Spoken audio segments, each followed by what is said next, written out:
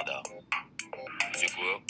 Narda, c'est l'histoire d'une œuvre d'art. De l'art? De l'art. J'adore! Moi, j'ai le tournesol, lançait Vincent Van Gogh, comme il aurait pu dire « moi, j'ai le cafard » ou « moi, sans lumière, je dépéris ». C'est d'ailleurs pour cette raison qu'il se réfugie à Arles en 1888. Il est alors âgé de 35 ans et après avoir quitté son Brabant natal aux Pays-Bas pour Anvers puis Paris, il file droit vers le sud et y restera jusqu'à son suicide, 2 ans plus tard. Les rayons solaires du midi vont donner à sa palette une plus grande intensité de ton et bouleverser toutes les données de son art. Comment retranscrire dans la matière de la peinture la luminosité si caractéristique de la Provence?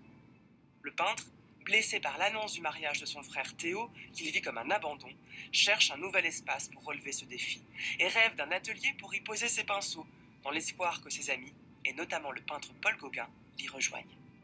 Et les tournesols, me direz-vous? Le 15 août 1888, Vincent écrit à son frère « Dans l'espoir de vivre dans un atelier à nous avec Gauguin, je voudrais faire une décoration pour cet atelier, rien que des grands tournesols.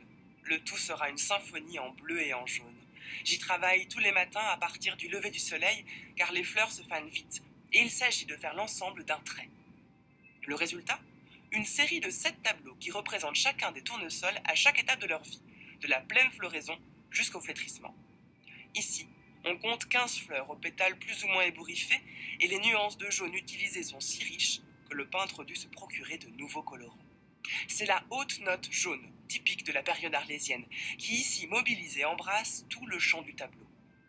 Gauguin pourra admirer ces tournesols avant qu'un conflit violent n'oppose les deux amis et conduise l'un à un accès de folie et l'autre à l'exil.